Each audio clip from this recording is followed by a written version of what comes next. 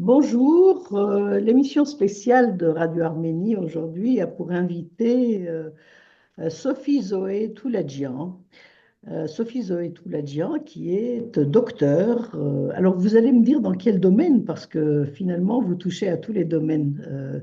On le verra tout à l'heure, Sophie, qui vient d'avoir ce titre après une soutenance de thèse à Lyon en septembre dernier sur un thème inédit à ce jour, qui traite des Arméniens dans la rue.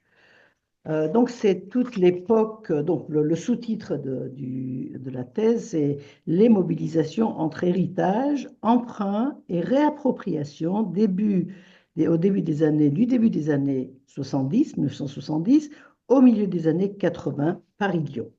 Alors Sophie, bonjour. Bonjour. Merci d'avoir accepté cette invitation. Nous sommes ravis de vous recevoir, d'autant plus que beaucoup de nos auditeurs ont été acteurs de ce que vous avez étudié dans cette thèse. Il s'agit des Arméniens dans la rue. Les Arméniens sont toujours dans la rue, hein. Ils ne sont pas rentrés chez eux depuis les années 70 en France et ailleurs. Je me suis toujours posé la question de savoir quelle était votre motivation, pourquoi vous avez fait ce sujet. Alors, ma motivation, je l'ai abordée très brièvement en avant-propos de la thèse pendant voilà, une petite page où en fait j'avais deux motivations. La première, c'est que c'est une période qui n'a pas du tout été étudiée dans l'histoire arménienne. Il n'y avait rien dessus. Donc, moi, j'avais envie de défricher un terrain vierge. Et puis la deuxième motivation, c'est que j'avais travaillé il y a très longtemps sur mon mémoire, sur un mémoire de maîtrise, sur l'opposition à la guerre du Vietnam dans les années 60, 1970. Et donc tous les dynamiques protestataires, donc c'était avec André Caspi à l'époque, donc la Press Underground aux États-Unis. Donc toutes les dynamiques protestataires m'intéressaient beaucoup. Et puis j'en ajouterai une troisième, non seulement c'était un terrain vierge, mais aussi on a une représentation voilà, des Arméniens comme étant ayant souffert du génocide et puis ayant utilisé la voie diplomatique qui a amené à la reconnaissance du génocide il y a une vingtaine d'années. Et moi, j'avais envie de les aborder par un autre prisme, les saisir dans une dynamique voilà, d'activisme qui était un moyen de regarder autrement la diaspora que par le biais par le prisme du génocide. Voilà. Mm. Mais ces mobilisations dont vous parlez sont liées au génocide dans un Bien premier sûr, mais pas que. Après, il y a eu le thème du Karabakh, de l'Artsakh. Après, il y a eu le blocus. Après, il y a eu l'entrée de la Turquie en Europe sans avoir reconnu le génocide arménien, etc. Donc, ces mobilisations sont protéiformes, en fait. Oui, alors, pas que le génocide, il y a la question des terres aussi, quand même. Dans les années Oui, 60, mais 70, tout étant lié, parce que dans les années 70, effectivement, on parlait beaucoup plus des terres on parle plus des qu'aujourd'hui. terres. Et puis, il y a aussi un autre comment dire, Alors bon, pour opposant, c'est les... l'Arménie soviétique. Voilà, donc c'est pas que la Turquie, du coup. Voilà, donc mobilisation entre héritage et emprunt. Et moi, je vais me rattacher à quelques points que vous avez mis en exergue dans la définition de votre thèse, en tout cas dans la présentation de votre thèse. Vous affirmez un certain nombre de choses. Donc, vous dites par exemple que cette recherche vise à montrer qu'une diaspora ne peut être réduite à sa double appartenance. Qu'est-ce que vous voulez dire par là? Alors, quand on se représente, comment dire, les membres d'une diaspora, on les identifie à un territoire d'origine. Dans le cas arménien, c'est plus compliqué puisqu'il y a plusieurs territoires d'origine. Il y a bien sûr le territoire lié à l'ancien empire ottoman, donc la Turquie actuelle. Il y a le territoire lié à l'Arménie anciennement soviétique à l'époque. Et puis aussi, il y a le territoire donc, qui correspond aujourd'hui au nord de l'Iran, qui à un moment dans l'histoire ont formé donc, un territoire arménien. Et donc ce territoire d'origine qui correspond plus globalement, bien sûr, au Yergir, c'est-à-dire donc en fait à l'ancien Empire ottoman, Yergir, il donc, est est la dénomination pays, donnée par les Arméniens à l'Arménie de l'Empire ottoman. c'est ça, C'est-à-dire, donc Yergir veut dire le pays. le pays, Et le pays, à l'époque, c'était ce qui se trouve aujourd'hui dans l'est de la Turquie, c'est ça, c'est-à-dire l'Arménie occidentale. absolument, tout à fait. Donc déjà, quand on définit une diaspora, on la définit effectivement par rapport à son territoire d'origine, par le fait qu'elle est dispersée à travers le monde, qu'elle entretient des liens très forts entre elles, une mémoire notamment, et puis que c'est parfois un traumatisme qui peut être à l'origine de cette dispersion. Or déjà, dans le cas arménien, c'est un peu compliqué puisqu'il y a bien sûr ce territoire d'origine qu'on vient de définir, mais il y en a d'autres. D'autre part, on dit aussi que la diaspora, comment dire, au bout de plusieurs années, au bout de plusieurs décennies, s'ancre dans le territoire d'origine et est attachée à son territoire d'origine. Donc, dans le cas d'une diaspora, on pourrait dire, voilà, il y a ces deux pôles qui la rattachent donc à des territoires. Mais en réalité, on se rend compte, quand on travaille sur cette période des années 1970, que le regard des Arméniens n'est pas seulement tourné vers ces deux territoires, celui où elle vit depuis plusieurs décennies, à l'époque déjà, puisque la diaspora s'est surtout constituée après le génocide et donc en France dans les années 1920, pas non plus vers la Turquie, surtout qu'il reste dans les années 70 que 60-70 000 Arméniens d'après les estimations en Turquie, mais aussi dans d'autres territoires diasporiques, notamment les États-Unis, puisque la communauté arménienne donc aux États-Unis est forte, déjà dans les années 70-80, et aussi au Liban, bien sûr.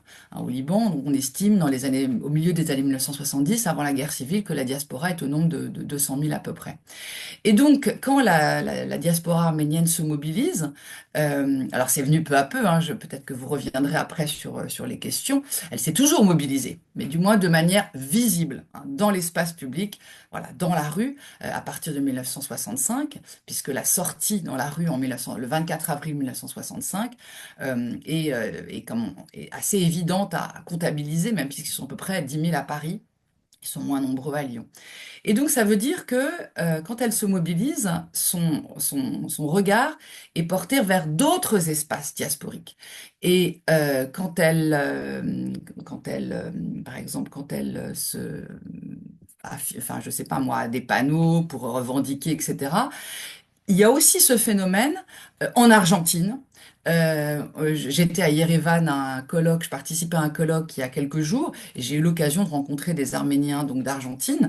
Et au musée du mémorial, il y a des affiches pour affirmer justement que les Arméniens doivent sortir à l'occasion du 24 avril 1965. Donc ça veut dire, et elle le sait, c'est-à-dire que les Arméniens s'écrivent, communiquent entre eux, etc., etc. Et donc, ça veut dire que son horizon est mondial. Donc, il y a l'Argentine, il y a les États-Unis, il y a ce qui se passe au Liban, et elle est influencée, elle est en interaction avec d'autres espaces. Et donc, l'horizon d'un membre d'une diaspora, et dans le cas arménien, parce qu'évidemment, on peut ensuite après monter en généralité, c'est plusieurs espaces. C'est pas réduit à une double appartenance. On peut parler du coup de pluri-appartenance. Alors c'est l'appartenance arménienne là qui est mise en avant parce qu'il y a une cause à défendre. Mais vraiment, c'est le monde. J'avais pensé évidemment en particulier surtout aux États-Unis, au Liban, mais là je viens de repenser aussi à l'Argentine. Et je pourrais citer d'autres exemples. Les Arméniens communiquent entre eux aussi avec des Arméniens qui sont en Italie, qui sont par exemple, dans la revue Usanor, dans les années 60, il y a une section de Parme avec lesquelles les étudiants sont en interaction, Le groupe de en Parme. Angleterre, etc. Voilà, donc c'est ça qui est très important. Et il y a vraiment un brassage, une dimension transnationale dans leur mobilisation. Mm. Donc, ce qui vous fait dire que la diaspora arménienne est porteuse d'une histoire monde. Oui, Mais vous ne pensez pas que c'était parce qu'il y avait des organisations transnationales, oui, bien sûr, des associations, par exemple, le Oussanor était la revue des étudiants arméniens d'Europe. tout à fait. qui réunissait des Arméniens de différents pays européens, tout à fait, tout à fait, avec des camps d'hiver à tout à fait, Bellefontaine, tout à fait, où il y avait un brassage extraordinaire de tout gens à qui fait, venaient de tous les horizons, tout à fait, des Arméniens d'Iran, du tout à Moyen-Orient, et fait, puis qui faisaient des tout à études en fait, Europe.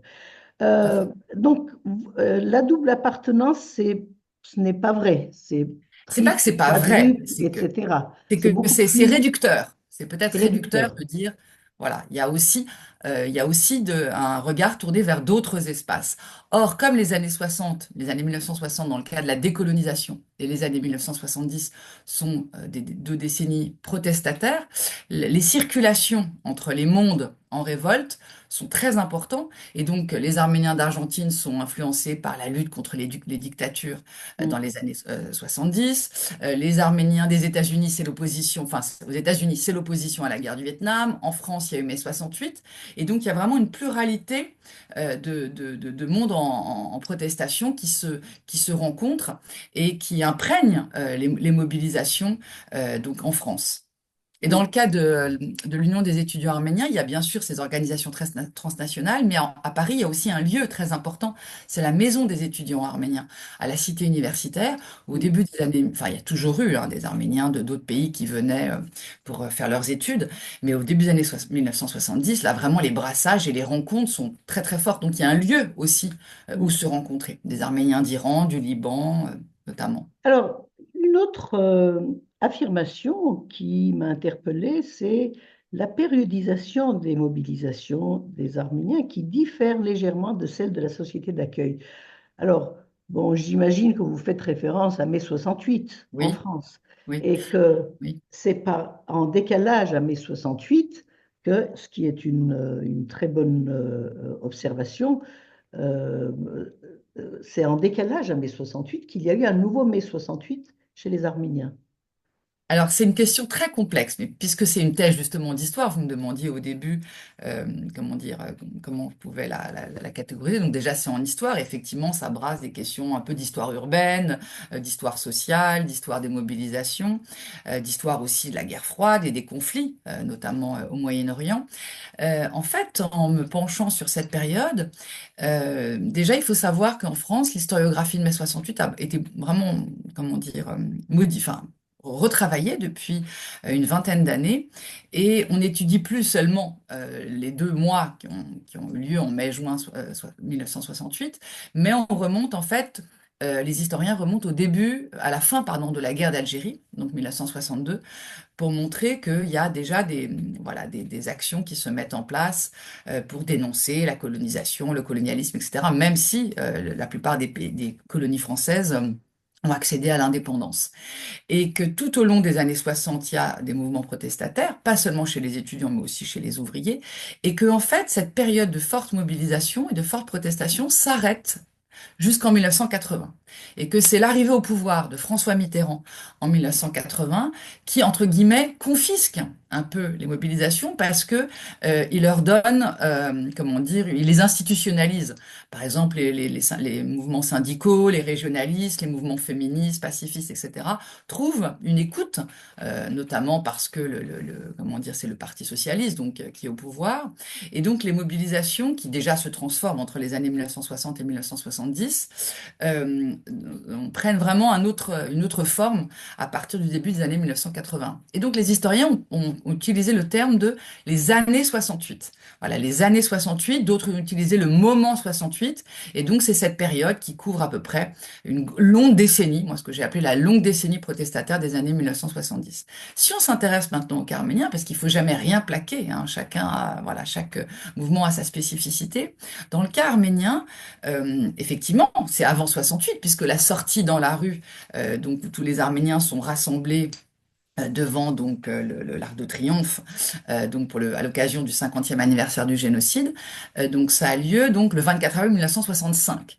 Donc effectivement, la sortie dans la rue est avant mai 68. Il faut savoir que cette sortie dans la rue, elle est silencieuse à Paris, hein. Il n'y a pas de panneau, il n'y a pas de slogan, il n'y a pas de voilà. Et ensuite, pendant quelques années, et d'ailleurs, les journaux, notamment Ayastan ou même Harac, le déplorent. Ça ne se fait plus. Il y a quelques tentatives, hein, en 1967 par exemple. 1969 aussi, mais pas grand-chose. Et c'est véritablement, en tout cas d'après la presse arménienne, d'après les entretiens que j'ai pu réaliser, et puis aussi d'après les rapports de police et les rapports des ambassades, c'est-à-dire turques en France et françaises en Turquie, c'est à l'occasion du 24 avril 1970, donc là, vous voyez, c'est 2 ans après 1968, que véritablement on peut parler à Paris, à Lyon c'est un peu plus tard, de manifestations de rue telles qu'on l'entend canoniquement, c'est-à-dire des slogans, des panneaux revendicatifs, un lieu de destination, donc là c'est l'ambassade ou le consulat turc. Voilà, et donc effectivement c'est après. Qu'est-ce que ça veut dire? Ça veut dire que en fait et il y a des articles notamment de Ara Krikorian dans Ayastan qui évoquent voilà avec beaucoup d'effervescence et de comment dire, d'intérêt les événements de mai 68 en disant que ces événements, voilà, ont forcément marqué des étudiants arméniens. Et lors de mes entretiens, j'ai pu, avec des militants, discuter effectivement de ça et de me rendre compte que à Lyon, comme à Paris, mai 68 agit. Voilà, il y a un militant qui m'a notamment de Lyon qui me disait clairement que, voilà, quand il voit ce qui se passe en mai 68, il se dit, ah ben nous aussi, on pourrait faire ça, on pourrait avoir des panneaux pour dénoncer la Turquie, on pourrait avoir des slogans, on pourrait, etc., etc. Mais le terme d'influence est un terme, comment dire, un peu maladroit parce que ça se fait pas de manière automatique et plaquée. Euh, il y a effectivement des ramifications un peu souterraines qui font que il y a de plus en plus d'Arméniens en plus qui font des études, donc ça correspond souvent à la troisième génération migratoire, mais là encore, c'est pas aussi évident que ça. Il y a des étudiants donc en mai 68 qui sont issus de la deuxième génération Mm. migratoire, parce que par exemple la taille de la fratrie est importante, parce qu'il y a un décalage souvent entre le père et la mère en termes d'âge, entre 12 13 ans, donc du coup ça peut faire une appartenance qui peut être à la fois deuxième et troisième génération migratoire, qui participe à mai 68 et qui, du coup, voilà, s'imprègne des idéaux d'émancipation pour se dire, ben voilà, pour la cause arménienne, qu'est-ce qu'on pourrait, voilà, comment on pourrait utiliser ça. Mais voilà, ça ne se fait pas tout de suite, ça se fait de manière décalée. Et en réalité, ça commence ces mouvements de protestation de rue dès le début des années 1968, donc bien avant la lutte armée. Là, il y a vraiment des rapports très clairs de manifestations donc dans les rapports de police, aux archives diplomatiques, etc., qui les mentionnent. Et la Turquie s'en inquiète. La Turquie est très, très, très inquiète. Elle se plaint auprès du gouvernement français régulièrement. Mais comment ça se fait que les Arméniens en France qui posaient pas de problème, pourquoi tout d'un coup ils s'agitent? Et ce qui est intéressant, et c'est là que ça montre bien que on revient à notre question du début de cette double appartenance qui est pas double, qui est voilà multiple, c'est que dans d'autres pays de la diaspora aussi, il y a ces actions avec une dimension peut-être plus active parce qu'il y a une tradition d'aller dans la rue en France hein, depuis la Révolution française et autres. Et à chaque fois qu'il y a une manifestation de rue dans un pays, tous les pays de la diaspora, comment dire, sont au courant. C'est-à-dire que la France envoie à la Turquie l'ambassade française donc envoie à la Turquie des rapports, et tous les autres pays sont concernés, donc des États-Unis, d'Argentine, d'Iran, etc., etc. Donc là, ça montre bien cette dimension transnationale, rien juste par le dispositif même des archives. Je reviens, comment dire, à cette question des temporalités et comment dire, et de la chronologie. Et donc c'est vrai que ça commence donc avant la lutte armée. Là, il n'y a vraiment pas aucune hésitation là-dessus. Ça veut dire que dès avant la lutte armée, il y a une prise de conscience que pour lutter contre la Turquie, aller dans la rue avec des panneaux, avec des slogans, avec des revendications, ça pourra voilà, participer à jouer un rôle. Mais c'est vrai que, et alors notamment en 1973, il y a une double action de rue à Paris, le 4 avril 1973, très active, qui se fait comment dire, contre la Turkish Airlines, donc c'est avenue de l'Opéra, et contre le consulat turc qui se fait en même temps, c'est une action concomitante. Donc avec il y a des jeunes qui rentrent avec des seaux de peinture et puis aussi voilà, des seaux de sang, et ils sont pas pris, ils s'échappent, personne ne saura jamais voilà, qui c'est. Et là, la Turquie est vraiment très très inquiète. Et donc là, on est 2 ans avant, alors on est quelques mois après l'action de Yannick Yan, donc ce vieil homme de 78 ans qui avait convoqué donc deux diplomates, comment dire, turcs à Los Angeles et qui les avait donc tués. Donc on est quelques mois après. Mais là aussi, comment dire, pour les Arméniens, c'est pas le début de la lutte armée. Pour certains, oui, mais par exemple, pour d'autres, non, parce que c'est pas lié à une organisation. Mais les actions, comment dire, de lutte armée organisée, on va dire, c'est 1975. Donc il y a les premières actions de la Sala en janvier 1975, et puis après, il y a ceux enfin après, ça se télescope un peu dans la chronologie, mais il y a notamment ceux du CJGA qui interpellent, voilà, donc Qui étaient des en octobre justiciers du génocide 1975, arménien. voilà, justicier du génocide arménien à Paris et à Vienne aussi. Donc pareil, deux diplomates sont voilà, tués. Et donc ces actions de rue ont bien commencé avant, et ces actions, on les retrouve un peu après aussi aux États-Unis notamment.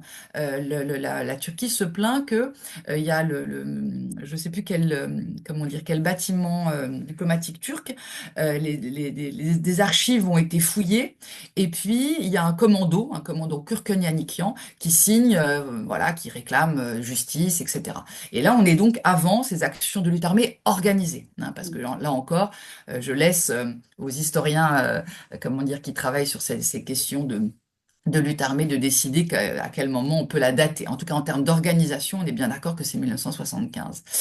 Et donc, ça commence avant, mais il est vrai que l'écho des actes de lutte armée organisés, donc par les deux principales organisations que sont la SALA et le CJGA, donne une dynamique très importante, voilà, à ces actions de rue, et donc un mélange d'imprégnation de mai 68, de ce qui se passe au Liban, parce que c'est vrai que dans le cas de la guerre civile et de la présence palestinienne au Liban, puisque vous savez que depuis donc 1970, les Palestiniens ont été chassés de Jordanie, et donc ils sont beaucoup plus nombreux au Liban, et donc ils s'entraînent voilà, dans la plaine de la Bekaa, etc. Et donc ils sont en contact avec des Arméniens du Liban. Et là, et donc voilà, c'est comme ça Alors, que l'armée voilà, je s'organise. saisis ce que vous dites à propos des Arméniens du Liban pour vous poser la question de savoir si vous avez fait une évaluation, ou en tout cas si vous avez une idée de ce que les Arméniens du Liban et de Syrie, qui sont venus dans les années 60, 70 en France, s'ils ont apporté quelque chose à ces Alors là négociations. aussi, oui, il faut pas qu'on oublie la fin de la question sur la périodisation, mais je veux bien répondre à cette Bien sûr. question. Je veux bien répondre à cette question. Oui, en fait, lors de mes entretiens, donc j'ai réalisé une centaine d'entretiens avec des militants de l'époque.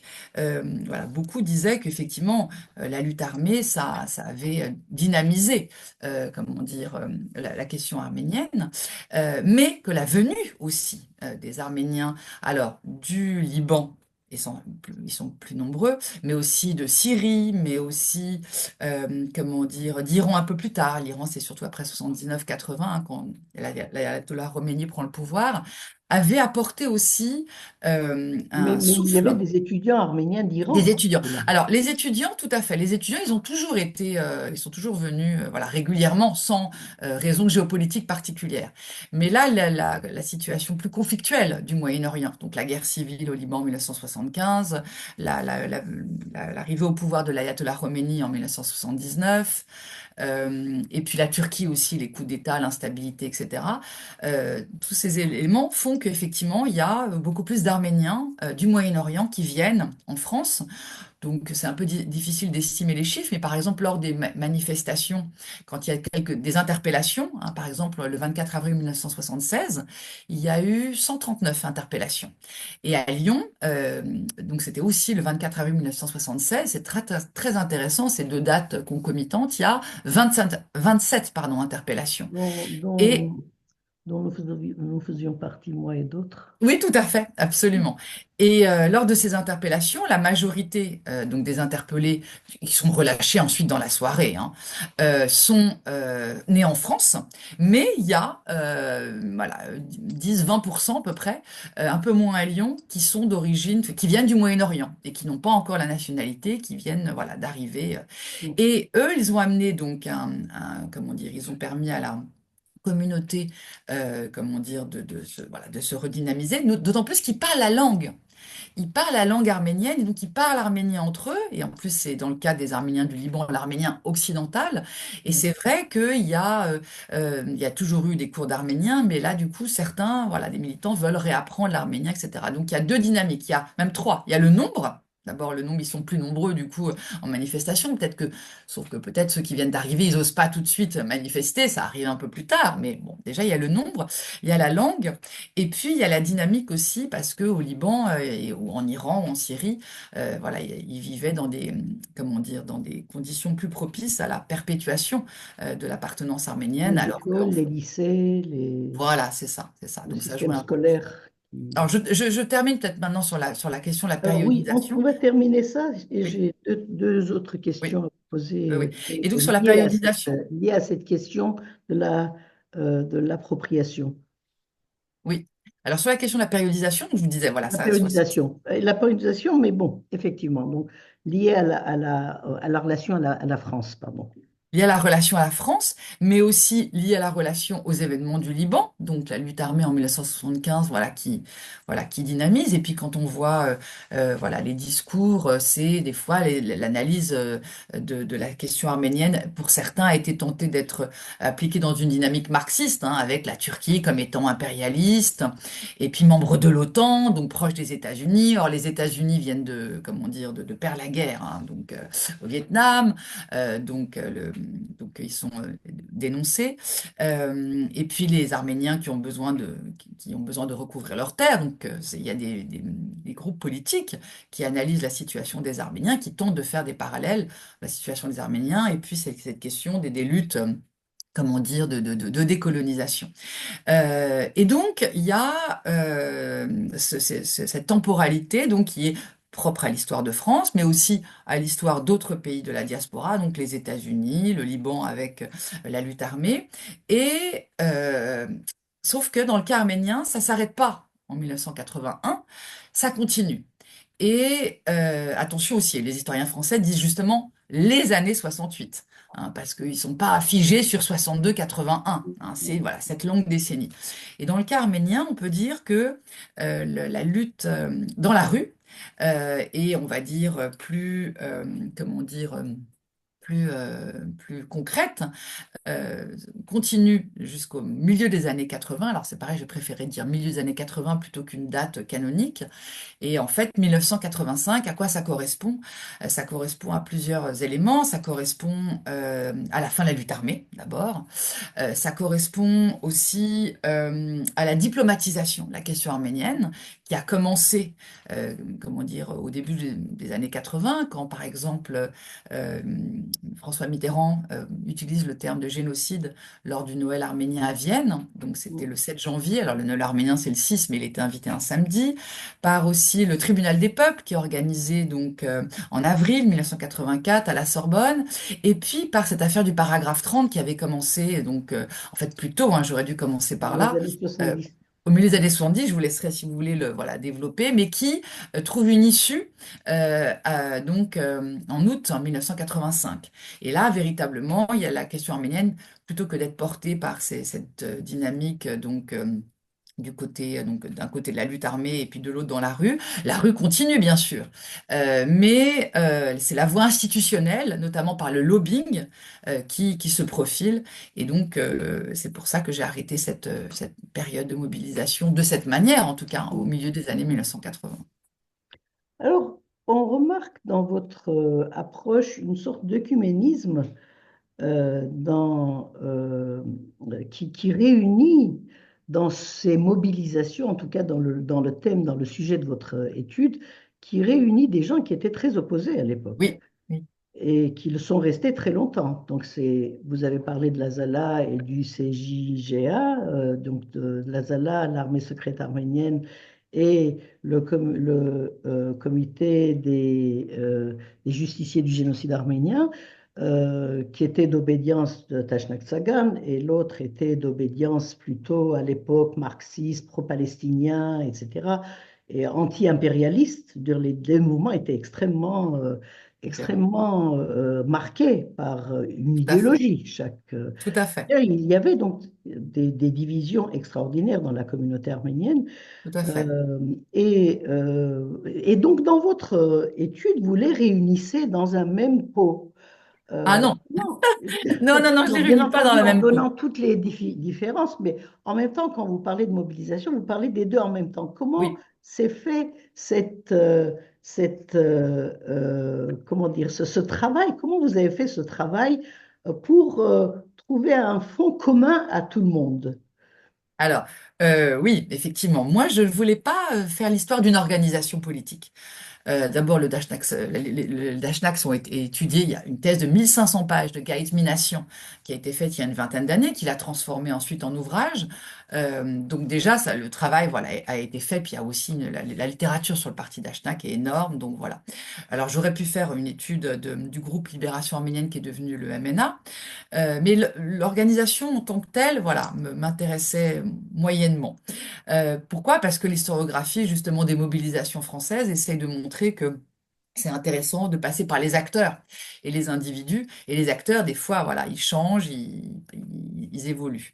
Et je voulais pas non plus faire l'histoire de pratique, juste une histoire un peu désincarnée des manifestations.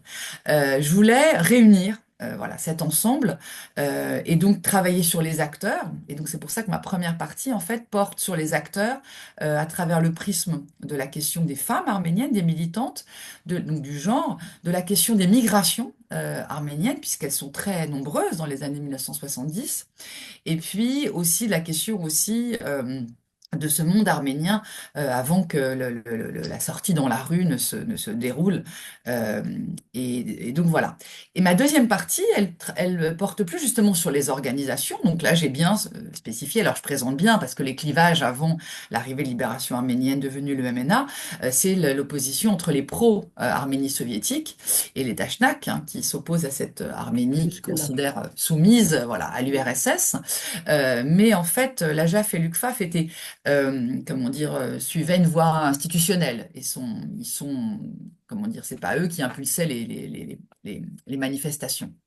Et donc, j'ai fait cette Ils étaient étude même par le biais. opposés aux manifestations. Pardon? Ils étaient opposés aux Oui, manifestations de tout à fait, rue pour absolument, oui, différentes oui, tout à raisons. fait, tout à fait, absolument, oui, tout à fait. Et donc j'ai effectivement la deuxième partie de ma thèse aborde ces deux organisations principales, mais pas par le biais de la manière dont ils sont organisés, mais plutôt comment leur terreau idéologique est marqué par des emprunts, des héritages, d'abord arméniens, et des emprunts dans d'autres espaces en protestation. Et il y a des passerelles entre, notamment, par exemple, les Dashnak qui sont marqués par mai 68, et puis dont certains d'ailleurs quittent le parti donc dans les années 1970. Et puis la première génération, on va dire, de militants de libération arménienne qui eux aussi voilà, sont marqués par mai 68. Et donc bien sûr, il y a des oppositions parce qu'ils n'ont pas comment dire, le même rapport aux autorités françaises, la même histoire, etc. Mais en réalité, pas tant que ça non plus.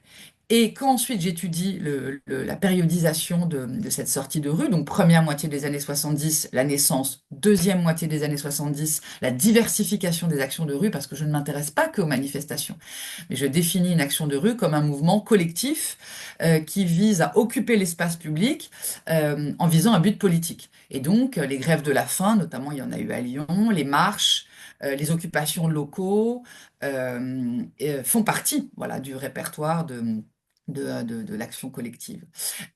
Et donc, troisième période, donc c'est la première moitié des années 1980.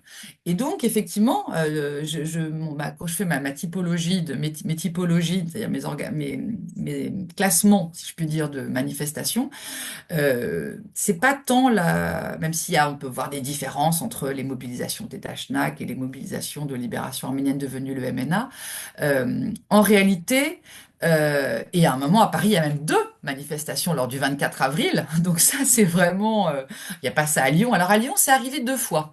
En 1983, mais ils sont pas très nombreux, le MNA, donc ils sont une trentaine, Une quarantaine. trentaine. Et puis en 1985 aussi, voilà. Voilà, vous verrez quand donc là, la thèse va bientôt être en libre accès, donc sur Internet, et puis j'espère la publier. Vous verrez que, à la fois, bien sûr, je montre qu'il y a des oppositions, mais ce qui est intéressant aussi, c'est que les deux acceptent. Alors, des fois, ça peut être des bagarres, ils se décollent leurs affiches respectives, etc., etc. Ou lors de meetings, par exemple, ils peuvent quitter la salle les uns les autres parce qu'ils sont un peu ulcérés de l'attitude voilà, du mouvement opposé. Mais en même temps, ce qui est très intéressant aussi, c'est que, par exemple, quand il y a un appel à manifester pour un prisonnier politique, notamment en Ping Sassounian, la manifestation du MNA, et je vais donner un autre exemple, hein, accepte que des tracts en faveur de Amping Sassounian soient distribués dans les manifestations. Donc en fait, c'est plus complexe que ça. Bien sûr, ils peuvent s'opposer, hein, ça voilà, je l'explique, mais en même temps, notamment lors de l'opération Van, donc le 24 septembre 1981, où quatre Arméniens ont pris en otage donc 50 personnes au consulat de Turquie, donc boulevard Haussmann à Paris. Donc quand il y a des manifestations pour soutenir les quatre qui demandent à être des prisonniers politiques à la fin de l'année 1981 et lors du procès en janvier 1984, là il y a des Dachnak aussi qui viennent. Donc c'est voilà, c'est plus compliqué et je montre bien qu'il y a enfin, deux mouvements politiques. Je préfère parler de mouvement ou de mouvance politique. Il y a donc bien deux mouvances politiques qui occupent principalement la rue et qu'il y a des différences entre ces mouvances, qu'il y a des manifestations, des manières d'occuper la rue différentes, mais qu'en même temps, il y a des éléments qui les réunissent. Alors, ce qui m'a interpellée aussi, c'est l'attitude vis-à-vis du pouvoir français. Ben, j'ai dit vis-à-vis de la France en général. Donc, il y a eu des attentats aveugles, il y a eu Orly, etc., qui ont marqué la communauté arménienne à l'époque. Donc, c'était l'Azala, et l'Azala a arrêté son activité. À ce moment-là, il y a eu une scission à l'intérieur de l'Azala. Il y a eu Azala mouvement révolutionnaire ou quelque chose comme ça, et puis la Zala canal historique, ou enfin voilà, donc une scission à l'intérieur de la Zala.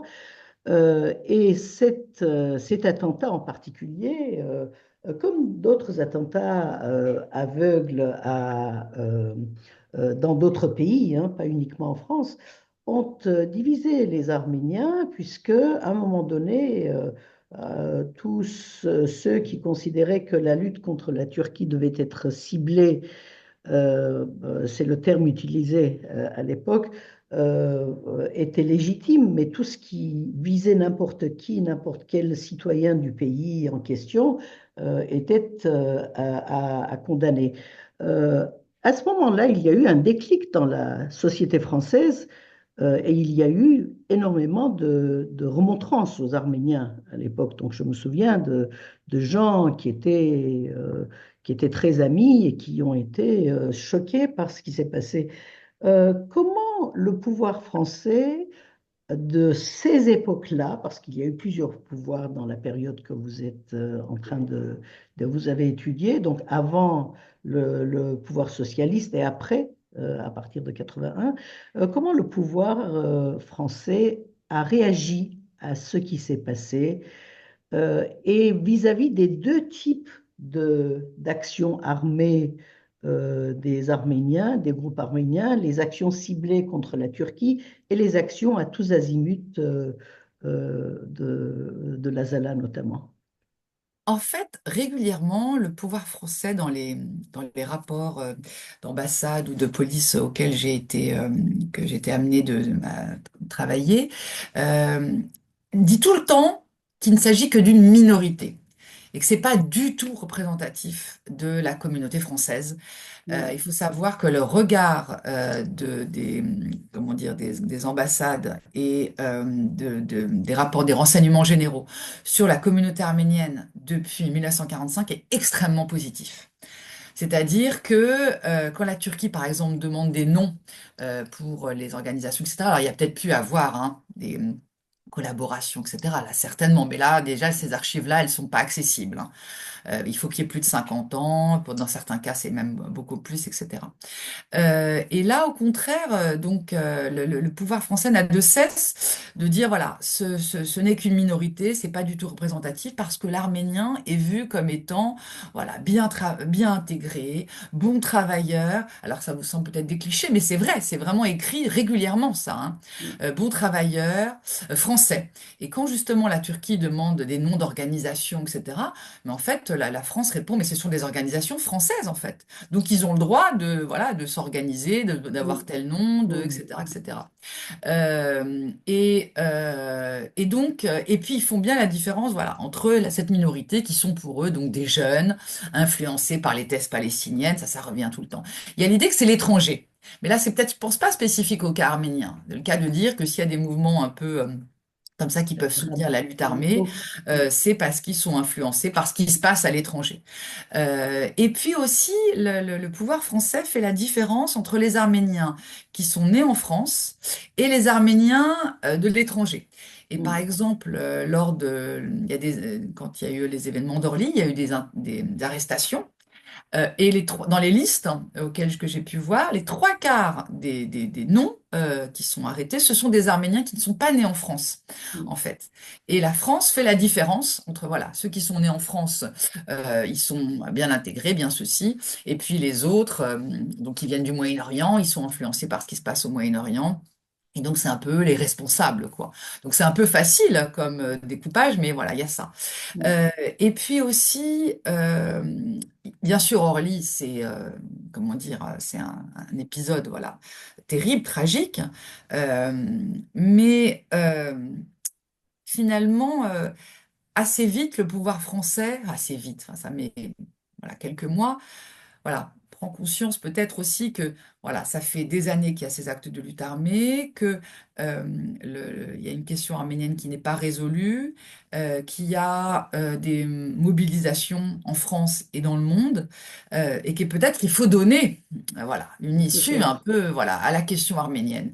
Et c'est vrai que les Arméniens que j'ai pu interroger parlent tout le temps de lutte armée, et puis avec Orly, là, ils sont plus, quand ils désignent Orly, le terrorisme. Mais moi, je n'ai rencontré personne qui me dit que...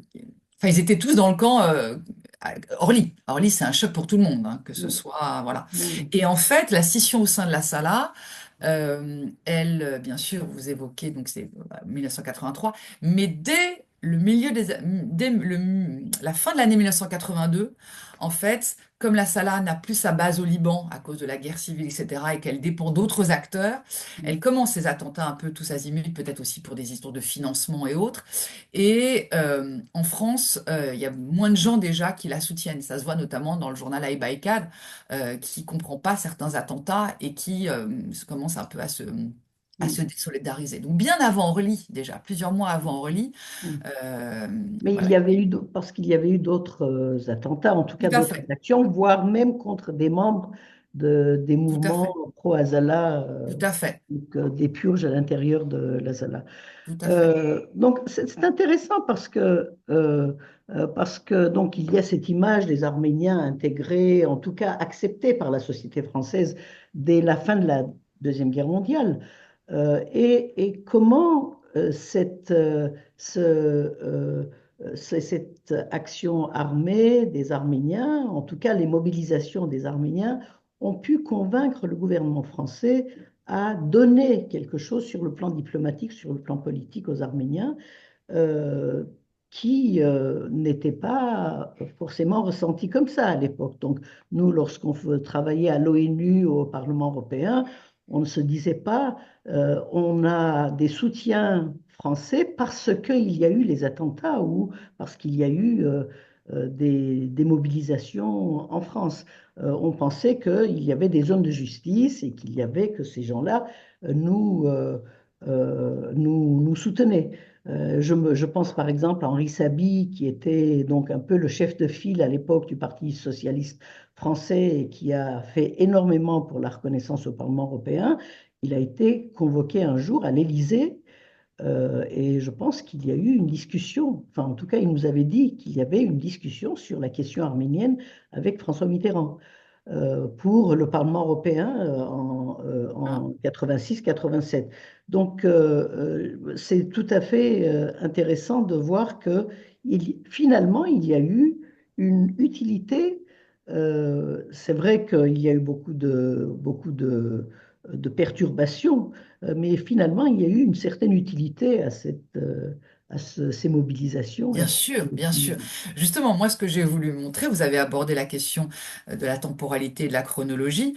Hein, donc, mai 68 est en arrière-plan, mais c'est pas du tout un élément suffisant pour expliquer les mobilisations arméniennes. C'est un paramètre parmi beaucoup d'autres. Donc, il y a cette question de la chronologie, il y a cette question de cette multi-appartenance, et puis il y a aussi cette question que j'appelle la dimension performative. Performative, c'est-à-dire que le fait d'aller dans la rue, de le répéter, de diversifier les actions, et qu'en plus c'est présent dans le monde entier, même si chaque pays bien sûr a sa spécificité.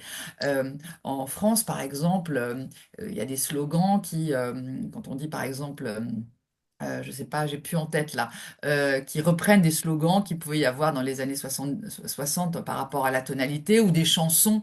Voilà, par exemple, Evren, salaud, le peuple aura ta peau, parce que Evren, c'était donc un ministre qui était venu en France.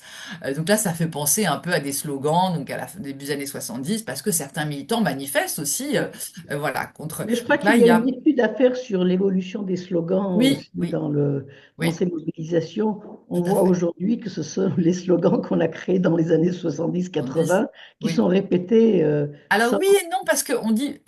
sans remise en cause, en tout cas sans inventivité Oui, quelque ah, part. ça je sais pas, j'ai pas travaillé sur cette période. Mais par exemple, le Turquie assassin, vous voyez, quand j'interrogeais les militants, je reviens juste deux secondes dessus avant de répondre à votre question, ça correspond peut-être plus aux années 1970. Certains me disaient que Tout à fait. voilà, ils sont pas trop d'accord dans les années 1980 et à Lyon, pendant quelques années, ça disparaît entre 1980 et 85. Après, j'ai pas regardé. Voilà, ça disparaît, en tout cas de la mouvance d'Ashnak, ils n'utilisent pas trop ce terme. Mais donc les slogans, les chansons qui sont des fois des chansons donc arméniens, hein, par exemple. Zartir là-haut, voilà, la chanson Zartir là-haut en référence au Fedaï, voilà, donc Mm, sont utilisées. Et donc, c'est cette multiplicité des actions du RIC qui sont différentes, excusez-moi, entre la France puis aux États-Unis. Aux États-Unis, par exemple, à Los Angeles ou à New York, dès 1980, le 24 avril, il y a des avions C'est comment dire, qui lancent des fumées avec les couleurs les du NCA drapeau. qui faisait ça. Donc, ils louaient un avion et puis Voilà, voilà. Donc, c'est pas les exactement. mêmes. Tout à fait. À Donc, ça montre bien qu'il y a Washington, Washington, pareil, Voilà, donc ça montre bien qu'il y a une spécificité, bien sûr, selon bien les sûr. pays. Mais je Mm, pense que la répétition de ces actions, le fait qu'elles soient présentes partout en diaspora, leur diversification aussi, moi j'en ai compté hein, pour entre 1970 et 1985. Alors ben, je les étudie pas tous parce que j'ai pas du tout voulu faire un catalogue, j'ai voulu montrer comment elles évoluaient et comment elles s'organisaient selon leur temporalité propre. Elles ont contribué entre Paris et Lyon, il y en a après un peu moins d'une centaine, elles ont participé à faire advenir la question arménienne dans l'espace public. C'est-à-dire que le fait d'aller dans la rue, de revendiquer, d'aller vers un lieu de revendication, le consulat, donc c'était pour plutôt le MNA qui avait visé cet objectif, et le parti d'Achnak, lui, et la mouvance d'Achnak, c'était l'ambassade comment dire, de Turquie à Paris. À Lyon, c'était le consulat, turc. Donc le fait d'avoir des revendications, des slogans, un itinéraire, un lieu de revendication, tout ça contribue à à faire advenir la question arménienne Mhm. dans l'espace public. Alors bien sûr, il y a la lutte armée, bien sûr, ces mobilisations sont, qui existaient avant, je l'ai bien dit au début de l'émission, sont portées aussi quand même par la lutte armée, et cela prépare à la voie diplomatique. Alors la voie diplomatique aussi, Hans Samuelian, dès 1965, avait écrit voilà un rapport disant qu'il fallait que la question arménienne Hans soit une question Samuelian, qui représentait le parti Tachnakchounine à d'hashtag, bien sûr. l'international socialiste Tout à fait, tout à fait. pendant Voilà. Donc soit la, présente. après la disparition de la délégation de l'Arménie C'est ça. indépendante. Tout à fait. Euh, Donc ça, c'est en 1965, ce texte, par exemple. Tout à fait. Donc l'idée d'utiliser la voie diplomatique est ancienne. La lutte armée, elle n'est pas non plus en 75. On sait très bien qu'à la fin du 19e siècle, il y avait, comment dire, aussi des attentats terroristes qui étaient mis en place contre les dirigeants. Comment dire, turc, et puis dans les années 20 aussi, Soghomon Téhlirian, etc. Donc il y a une tradition, bien sûr, tout ne naît pas comme ça. Il est nécessaire d'historiciser pour comprendre un peu ces dynamiques. Mais le fait d'aller dans la rue a contribué aussi à faire advenir cette question arménienne, voilà, participer. Je dis pas du tout que c'est essentiel, mais à participer Alors, je à voulais, faire avant advenir. de terminer, Sophie Touladian, parler d'un autre aspect que vous avez bien étudié, c'est la place des femmes dans ces mouvements des années 70-80 et dans les mobilisations et dans les groupes qui guidait ces mobilisations, en tout cas Mhm. qui prenait l'initiative de ces mobilisations. Alors, qu'est-ce Alors oui, que vous effectivement, avez j'ai observé consacré. sur la femme arménienne en France? Mhm. Alors effectivement, j'ai écrit un chapitre qui pose sur la question du genre pour essayer de comprendre s'il y avait une spécificité du militantisme arménien, s'il y avait une dimension féministe dans les mobilisations des femmes arméniennes pour défendre la cause arménienne.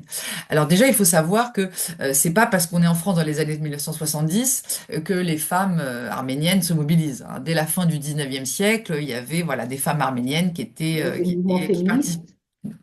Exactement, par exemple en Turquie, il y a la revue Aygin, donc qu'en Oui, 1919, et puis même avant le génocide à la fin du 19e siècle, donc il y a une historicité voilà, du féminisme arménien, et ça c'est très important, hein. C'est pas parce qu'on est en Occident, alors là pas du tout, j'ai pas du tout ce regard-là, voilà. Mais ce qui est clair, c'est que le fait que les années 1970 soient portées par des mouvements féministes en France a contribué certainement à ce que les femmes arméniennes, quand elles militent, soient marquées par comment dire, cette effervescence féministe. Et donc, dans leur revendication pour la question arménienne, le féminisme n'est pas présent, et elles ne revendiquent pas leur militantisme en tant que femmes arméniennes, mais en même temps, il a imprégné, comment dire, de manière un peu souterraine, à ces mouvements. Déjà, ce qu'il faut savoir, c'est que sur la centaine de militants que j'ai interrogés, puisque je trouve ce que j'ai pu trouver dans les archives, il y avait à peu près 30% en gros de femmes voilà, militantes, 70% d'hommes. Et dans les archives, à chaque fois qu'il y a des discours, des noms de militants, militantes, voilà, c'est à 80%, c'est des hommes dans les archives. Donc c'est vrai qu'il y a une répartition genrée du militantisme dans le sens où les hommes, voilà, sont beaucoup plus nombreux. Et puis on oui. pourrait continuer, c'est-à-dire ceux qui ont les fonctions de direction sont plutôt des hommes, ceux qui prennent la parole en meeting sont plutôt des hommes, etc. Encore une fois, là, c'est pas du tout spécifique aux Arméniens. On retrouve ça dans toutes les autres mobilisations, que ce soit je prends deux extrêmes exprès pour pas cliver, que ce soit les Palestiniens dans les années 70 ou que ce soit les Israéliens, voilà, les mouvements israéliens ou d'autres dans d'autres mouvements. Voilà. Mais une fois qu'on a dit ça, qu'on a dit qu'effectivement les tâches étaient peut-être davantage genrées, on n'a pas dit grand-chose. Il y a un deuxième élément dont je me suis rendu compte qui est très intéressant, c'est que les femmes arméniennes, mais comme d'autres mobilisations encore, là il y a vraiment des parallèles, ne trouvent pas qu'il y a. Enfin, certaines disent effectivement les hommes prennent plus la parole, etc., etc. Mais leur objectif, c'est pas de dénoncer cette inégale répartition des tâches parce qu'elles sont contente aussi, quand même, de pouvoir être présente. Et ça, c'est assez nouveau hein, par rapport aux années 50, 60, où voilà, il y avait bien sûr la Croix-Bleue hein, qui a mené une action voilà, fondamentale, mais c'est dans un autre domaine, c'est plus humanitaire. Et donc, du coup, elle ne voit pas forcément cette inégale répartition des tâches dans les actions militantes et n'en prennent pas forcément conscience ou elles ont plutôt l'impression, au contraire, que là, le fait qu'elles peuvent quand même être présentes en manif, participer à des réunions, etc., c'est déjà voilà, une avancée. Et puis aussi, elle pense que voilà, le génocide, ça concerne tout le monde, ça concerne le peuple arménien, donc il n'y a pas de différence à faire entre les femmes et les hommes. Tout ça est vrai. Mais ce qui est Mhm. vrai aussi, c'est que les historiens donc, qui ont travaillé sur le génocide, notamment Vahetatian, montrent bien que le génocide a une dimension genrée. C'est-à-dire que les hommes ont été désarmés, ont été tués, et les femmes ont connu un autre sort. Elles ont été violées, elles ont dû abandonner leurs enfants, etc. Et donc, dans les années 20, pour reconstruire la communauté arménienne, beaucoup d'éléments reposent sur les épaules, voilà, des femmes qui peuvent assurer justement la famille. Le taux de fécondité des familles arméniennes dans les années 1920, que j'ai pu voir, c'est assez important. C'est autour de 6, 7 enfants, je crois, par femme. Et donc leurs filles, puis ensuite leurs petites filles, dans le cas qui nous intéresse, il y a aussi là une continuité peut-être en termes euh, voilà, c'est sur elles, voilà, que repose aussi comment dire, le militantisme. Et donc, bien sûr, il y a une dimension genrée dans le militantisme. Les interpellations lors des manifestations le montrent bien, hein. Il y a à chaque fois, c'est toujours 70% d'hommes et 30% de femmes sur les 4, 5 listes que j'ai pu accéder. Donc tout ça confirme bien le fait que les femmes sont moins nombreuses, mais elles ont participé à, comment dire, à ces actions de rue. Et ces actions de rue ont contribué aussi, dans leur vie peut-être plus privée, à les émanciper et à avoir un discours peut-être aussi voilà, féministe. Et ce qui est très intéressant, c'est qu'il y a des groupes de femmes qui se sont mis en place, qui étaient soit spécifiquement liés à la question arménienne, par exemple le collectif des femmes arméniennes qui part de Marseille mais qui récolte des signatures à Paris, à Lyon, etc et qui réussit d'ailleurs, hein, puisqu'il obtient plusieurs signes. Enfin, il réussit. Ce collectif, il est présent dans les archives, il est présent dans les journaux arméniens, etc., etc. Ou d'autres groupes de femmes aussi qui se réunissent que entre femmes pour être entre elles. Or, ça, c'est typique de ce qui se fait à l'époque en France, dans les années 70, de se rencontrer pour être entre femmes à l'horizontale, pour avoir un discours à l'horizontale. C'était un phénomène Et plutôt parisien, peut-être. alors ça, ces actions de femmes qui sont pas liées à la question arménienne, oui, tout à fait. Mais ça veut donc dire que comment dire, la question arménienne, c'est une question qui doit unir le peuple arménien parce qu'il a été victime comment dire, du génocide dans son ensemble. Mais militer, le fait de militer, contribue à une forme, voilà, d'émancipation, même si les deux sont cloisonnés. Et d'autre part, il y a des militants hommes qui m'ont régulièrement dit que pour eux, la cause arménienne c'est des questions d'hommes et de femmes et qu'il faut aussi qu'il fallait aussi qu'il y ait des militantes dans le mouvement. Et ce qui est très intéressant, c'est que lors des entretiens, quand on évoque ces souvenirs, on est ému.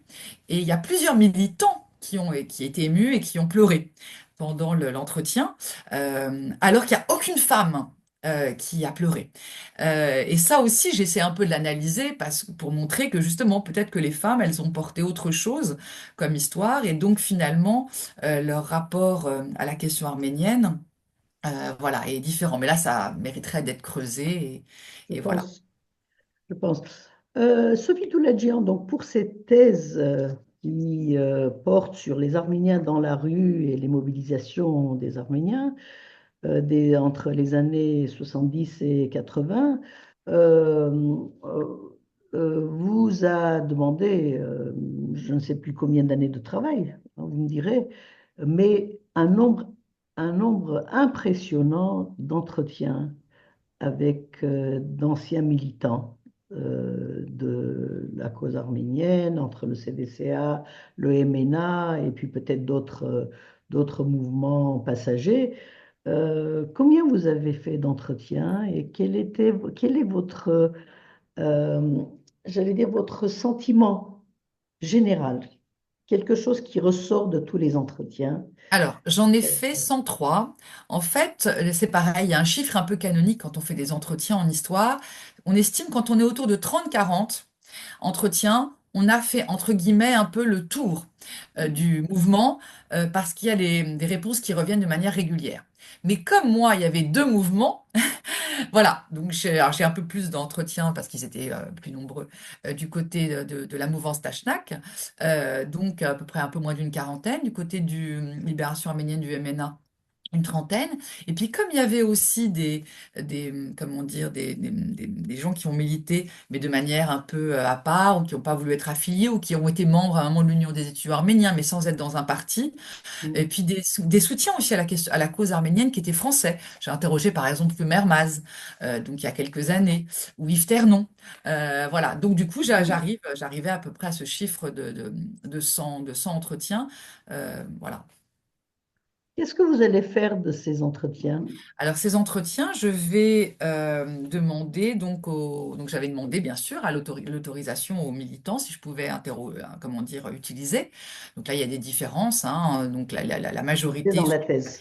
80%, ils ont donné leur accord pour que ce soit utilisé. Donc là, je les cite avec leur nom. Puis ceux qui m'ont pas donné, qui ont bien voulu que j'utilise leur texte, mais sans donner de nom. Donc là, c'est complètement anonyme. C'est impossible voilà, de les retrouver. Donc là, c'est une initiale qui les Mm. caractérise. Et donc, ce que je vais faire, c'est que je vais ensuite leur demander s'ils veulent bien, hein, s'ils veulent pas, c'est pas grave, que ces entretiens soient déposés dans des dépôts d'archives avec droit d'utilisation pour d'autres historiens euh, plus tard, donc je sais pas, dans 10 ans, dans 20 ans. Donc là, ça dépendra des réponses. Voilà, j'aurai certainement certains qui me diront oui, ça peut être utilisé, oui, dans 10 ans ou non. Et donc, selon les différentes réponses, je déposerai aux archives voilà, leurs entretiens. Et puis, si ceux qui veulent me le réclamer, je leur donnerai. Voilà. Merci Sophie Touladian pour cet entretien. Je vous rappelle que j'étais avec Sophie Touladian, auteure d'une thèse sur les Arméniens dans la rue, les mobilisations entre héritage, emprunt et réappropriation du début des années 70 au milieu des années 80, Paris-Lyon. Je voudrais juste ajouter une seule chose, c'est que il y a beaucoup de joie dans le militantisme. Et alors, il y a beaucoup de doutes, d'inquiétudes, etc. Mais ce qui a été très beau et très fort, et de commun aussi aux deux mouvances, peut-être, Je euh, confirme, c'est la joie d'avoir milité. je Et confirme. d'ailleurs, dans un certain passage, j'essaie d'en rendre compte, excusez-moi, de cette joie de militer. Et c'est, comment dire, ça m'a aussi contaminé, si je puis dire. C'est-à-dire que des fois, j'essayais de rendre compte voilà, de cette joie, et j'ai eu voilà, beaucoup de plaisir euh, Merci. à la rédiger. Voilà. Merci. Il y a beaucoup de choses à dire encore sur Oui, oui, votre oui, bien sûr. thèse, mais le temps presse Oui, bien et sûr. en tout cas, nous aurons peut-être l'occasion de parler d'autres aspects de votre thèse. Merci beaucoup, Sophie Touladian. Merci, au revoir. Au revoir.